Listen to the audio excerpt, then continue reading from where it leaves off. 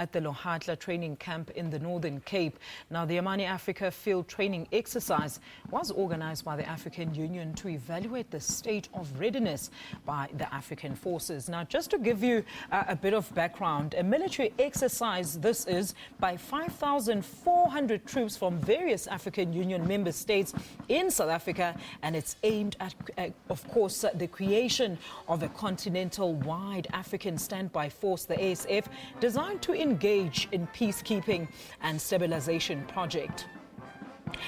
And also as to how it began, a preparation process began late in October and continued through the first week of November in the Northern Cape. And that's where the live visuals are coming from at Lohatla. Now, this peacekeeping force was mandated by the AU for the purpose of deployment in states during civil wars and other forms of instability in order to eliminate the rationale for Western intervention into Africa's internal affairs. This was spoken about widely at the recent African Union Summit. We saw African leaders all calling for Africa to try and outsource African solutions. Even Barack Obama said that African leaders need to stop looking to the West for African solutions. In the Southern Times that was published in Namibia, it described the military exercise as Amani Africa II, which is, of course, in the previous year involved in numerous countries, along with the United States Africa Command, the AFRICOM, and, of course, similar to the NATO troops.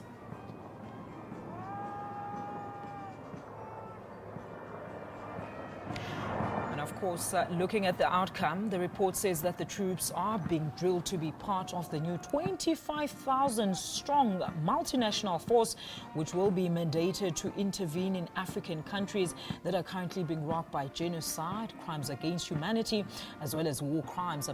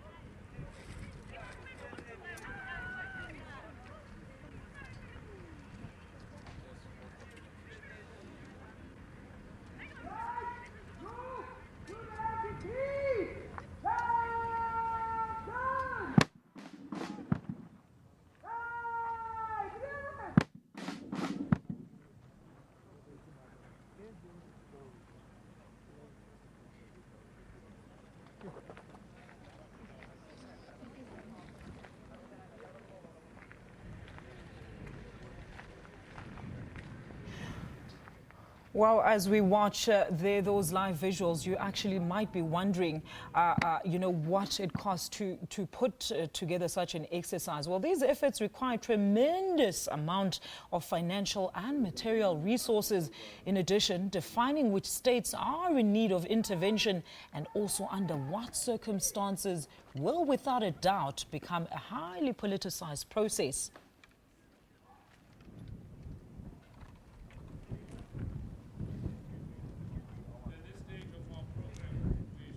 Well, this is not the first time that such an effort has been, of course, taking place. Such stabilization and peacekeeping efforts have been taking place in Africa from way back in 1960 with mixed results. Many of the armed forces that have been sent into these troubled states have originated from the same regions within the continent, while others have been more broad-based.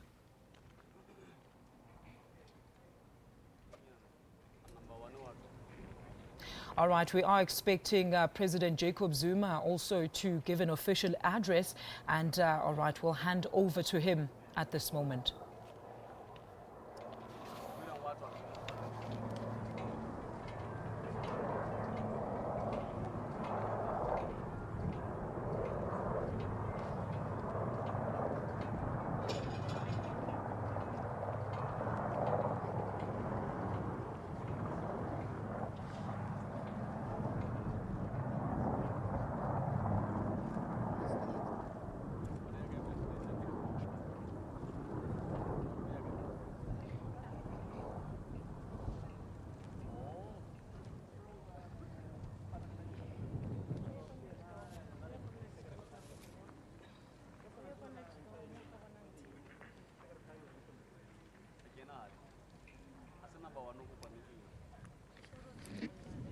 the Minister of Defense from the Republic of Zimbabwe,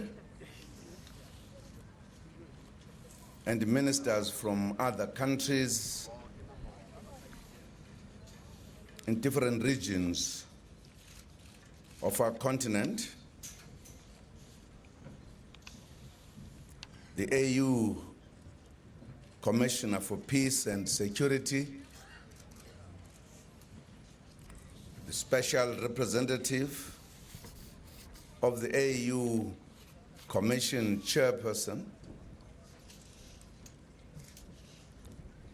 for Amani Africa, Defense Force, and police chiefs, the Force Commander for Amani Africa, exercise participants from military, police, and civilian components, members of the diplomatic corps, and representatives of international partners, ladies and gentlemen, it gives me great pleasure to join you at this landmark occasion for Africa. Today, we bring to a close a historic exercise that is moving Africa forward in the pursuit of peace, stability, and security. We welcome all of you to this ceremony. As we conclude Amani Africa II field training exercise, we wish to extend our heartfelt condolences to the families of the late Sergeants Silo Stephen Motisane and David Mkhele Motaung, who were participants in this exercise. May the families find fortitude in the knowledge and memory of these gallant fighters who passed on in the service of their country and the continent. Fellow Africans, this exercise demonstrates that Africa is serious about peace and that the continent is also serious about investing in peace. We often proclaim that we want African solutions to African problems.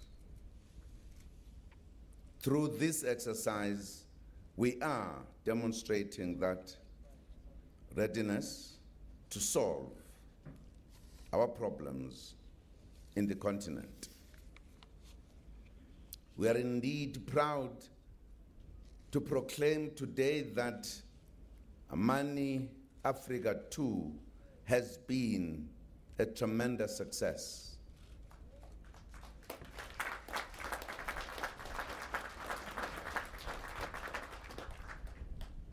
We have taken a significant step forward towards bringing the African Standby Force and its rapid deployment capability into operation. We have committed ourselves to silencing the guns on our continent by 2020, in alignment with our commitment to Agenda 2063.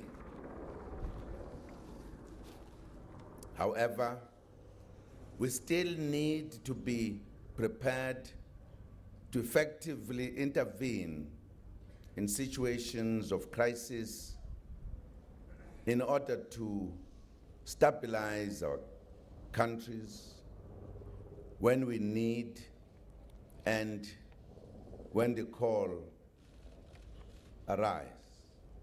The reality is that some countries on our beloved continent are still experiencing conflict, strife, and war.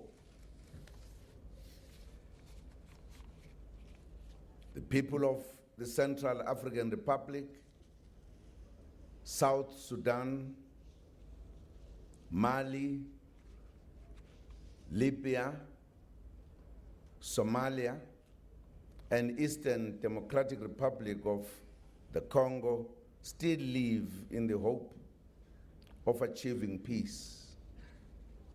We therefore have a duty as the leadership of the continent to assist sister countries to achieve peace. That is what makes this exercise so important.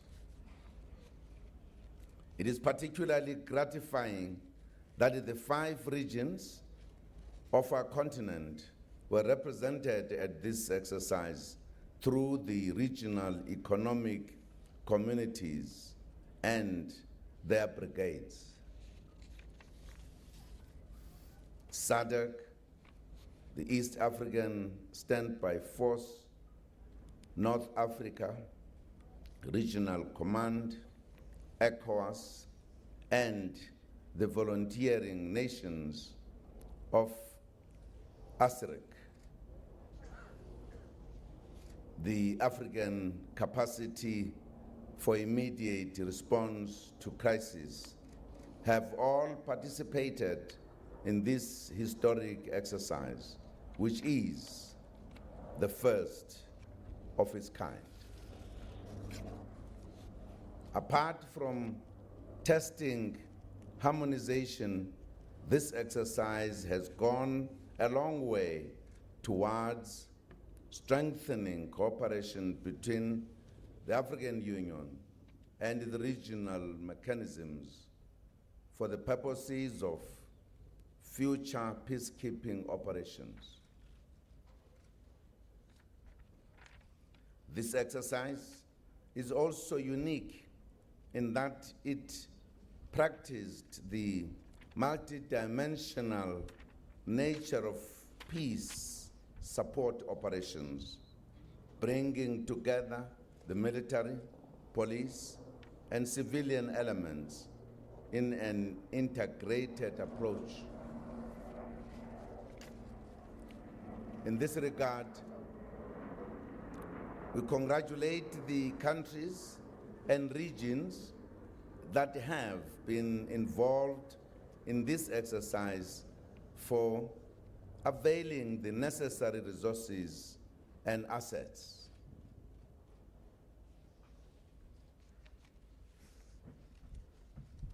It is indeed gratifying that we have carried out an operation of this magnitude on our own. This says a lot about our commitment to peace in our continent.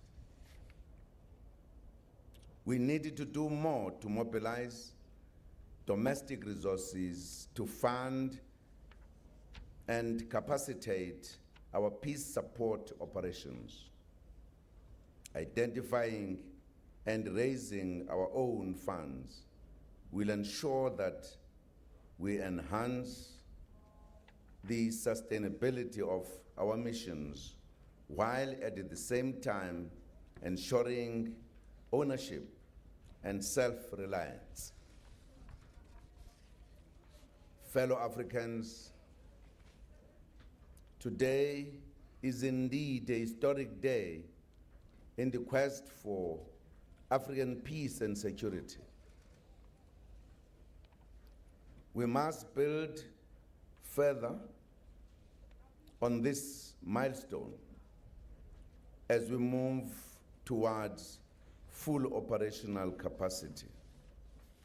This exercise has also contributed significantly to consolidating the positive relationships not only between the different armed forces, police and civilian components that were involved, but also between the home countries of these forces. The opportunity presented by Amani Africa II exercise will also improve relations between the regional economic communities and the African Union on at a continental level. Indeed, we are of the firm belief that the collective efforts of the military, police, and civilian components will be invaluable in providing an effective and credible response to humanitarian crisis on the continent. We congratulate all the forces once again for this success. We also commend the AU Commission for the leadership it provided as strategic headquarters at its strategic headquarters level in Addis Ababa. As we continue to build our capacity, we will also continue to cooperate with the United Nations and with international partners, as well as we strive for continental and global peace. Africa is proud of this achievement. We wish the forces from sister countries a safe journey home. I thank you very much indeed.